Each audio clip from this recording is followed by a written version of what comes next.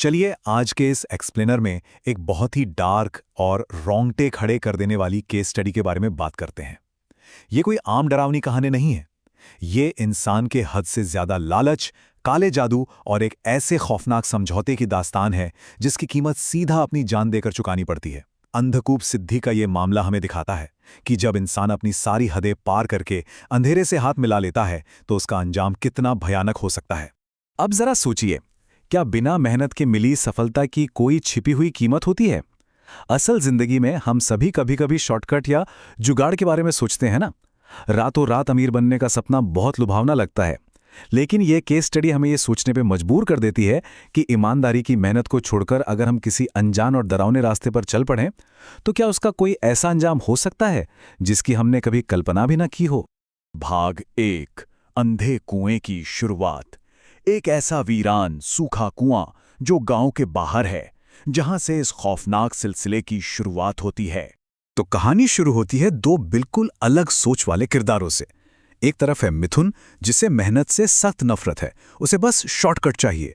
हालत यह है कि ये जेल के किसी पुराने अखबार में छपी तंत्र मंत्र और रातों रात अमीर बनने की कहानियों पर अंधा भरोसा कर बैठता है। और वहीं दूसरी तरफ है इसका बचपन का दोस्त राजन। राजन बिल्कुल जमीन से जुड़ा हुआ मेहनती इंसान है, एक पक्की सरकारी नौकरी है और वो सुकून की जिंदगी जी रहा है। इन दोनों की सोच का ये जमीन आसमान का फर्क ही आगे चलकर एक बहुत बड़ी और भयानक आपदा की नींव रखता है। मिथुन जिस डरावने अनुष्ठान को शुरू करता है, उसकी पूरी 5 दिन की प्रक्रिया सच में रूह कंपा देने वाली है। देखिए कैसे। पहले दिन वो रात के अंधेरे में बिना दिया जलाए उस सूखे कुएं में उतरता है। दूसरे दिन वो नींबू, लोहे की कीलों और जली हुई लकड़ी की राख से एक घेरा बनाता है। तीसरे दिन काली चुनरी और तेल का इस्तेमाल किया जाता है। चौथे दिन तक उस कुएं में जली हुई लकड़ी की ऐसी सड़ांध भर जाती है जिसे बर्दाश्त करना मुश्किल हो। और फिर 5वें दिन एकदम घुप अंधेरे में बैठकर वो अपनी इच्छा मांगता है, दौलत, ताकत और एक आसान जिंदगी। एकदम मशीनी और बेहद भयानक तरीका। लेकिन इस पूरी विधि में एक बहुत बड़ी और अधूरी चेतावनी छिपी हुई थी। उस फटे हुए अखबार के पन्ने पर एक लाइन लिखी थी, जो नीचे है उसे नाम नहीं दिया जाता। जरा सोचिए, मिथुन बिना ये जाने कि वो किसे बुला रहा है, एक अनजान और अनाम शक्ति से सौदा कर रहा था। आधी अधूरी जानकारी के साथ काले जादू का ये प्रयोग उसके लिए कितना खतरनाक होने वाला था, इसका उसे रति भर भी अंदाजा नहीं था। चलिए आगे बढ़ते हैं भाग 2 पर, बिना मेहनत की सफलता। अनुष्ठान के तुरंत बाद जो हुआ वो हैरान करने वाला था। उस 5 दिन की विधि के पूरे होते ही मिथुन की कामयाबी की रफ्तार किसी जादू से कम नहीं थी।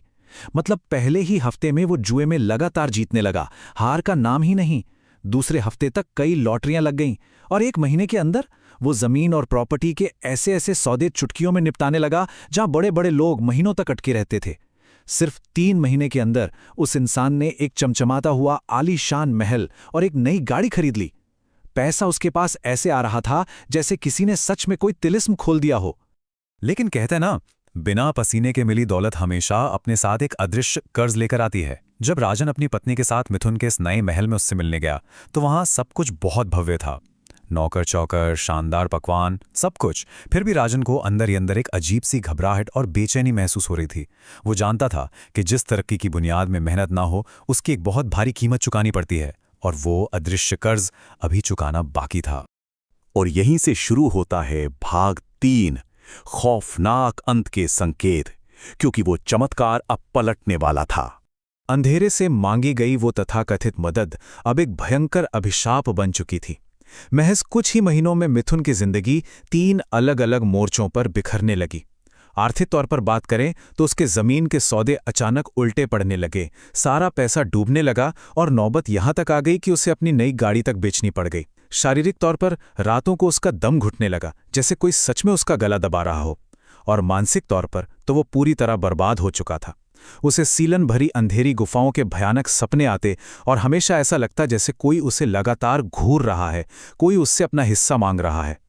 अब आते हैं भाग 4 पर, तांत्रिक का खुलासा। जब परेशान होकर मिथुन और राजन मदद मांगने एक तांत्रिक के पास पहुंचते हैं, वहां बाबा गोरखनाथ ने जो खुलासा किया वो होश उड़ा देने वाला था। उन्होंने बताया कि मिथुन ने गलती से किसी देवता को नहीं, बल्कि एक खूंखार शैतान को जगा लिया है। ये जो अंधकूप सिद्धि थी, ये असल में एक शैतानी समझौता है, इसमें वरदान के बदले हर महीने अमावस्या की रात को अनिवार्य रूप से खून की बलि देनी पड़ती है। और सबसे भयानक बात पता है क्या थी? अखबार में ये जानकारी आधी थी और मिथुन ने उस शैतानी शक्ति को महीनों से भूखा रखा हुआ था। भाग 5 शैतान की वापसी। महालया अमावस्या की वो खौफनाक रात जब मिथुन को अपना कर्ज चुकाने वापस उस कुएं में जाना पड़ा। उस रात का नजारा सच में रूह कंपा देने वाला था। मिथुन बुरी तरह कांपते हुए एक काले मुर्गे को लेकर उस अंधेरे कुएं में उतरता है। वो मंत्र पढ़ना शुरू करता है, मुर्गे की बलि देता है और खून जमीन पर गिराता है। लेकिन तभी एकदम से अजीबोगरीब घटनाएं होने लगती हैं। वो मुर्गा कांपती हुई जमीन में धीरे धीरे धंसने लगता है और पलक झपकते ही सारा खून जमीन सोख लेती है। अचानक कुएं की मिट्टी में दरारें पड़ती हैं, जमीन के अंदर से खून की एक तेज पिचकारी सी फूटती है और फिर उस गीली मिट्टी को चीरते हुए काले रंग के भयानक हाथ बाहर निकल आते हैं। उस भूखे और अपमानित शैतान के आखिरी शब्द बहुत ही खौफनाक थे। उसने कहा, आज मैं खुद अपना हिस्सा लूंगा। उसने उस मुर्गे की बलि को ठुकरा दिया क्योंकि मिथुन ने उसे महीनों से भूखा तड़पाया था और पलटकर कभी नहीं आया था। एक भूखे और अपमानित शैतान ने देर से दी गई उस बलि को साफ मना कर दिया था। अब उसे एक मुर्गे का खून नहीं बल्कि कुछ और ही चाहिए था, मिथुन की जान। भाग 6 काले सौदों की कीमत। बाबा गोरखनाथ और राजन के सामने मिथुन का वो विनाशकारी अन्न। इस पूरी खौफनाक घटना का सार बाबा गोरखनाथ की एक ही बात में छिपा है। एक अपमानित शक्ति हमेशा अपना बदला खुद लेती है। ये हमें साफ साफ बताता है कि आधी अधूरी जानकारी के साथ कभी भी अंधेरे से सौदा नहीं करना चाहिए। ये 100% विनाश की ओर ही ले जाता है। मिथुन ने बिना नियम जाने सिर्फ अपने लालच के चलते एक शैतान को जगाया था और आखिर में उसकी उसी अज्ञानता और लालच ने उसे जमीन के नीचे खींच लिया। तो अंत में ये पूरी केस स्टडी हमारे सामने एक बहुत गहरा सवाल छोड़ जाती है। एक स्थिर ईमानदारी के रास्ते को छोड़कर शॉर्टकट के अंधेरों से सौदा करने की असली कीमत आखिर क्या होती है?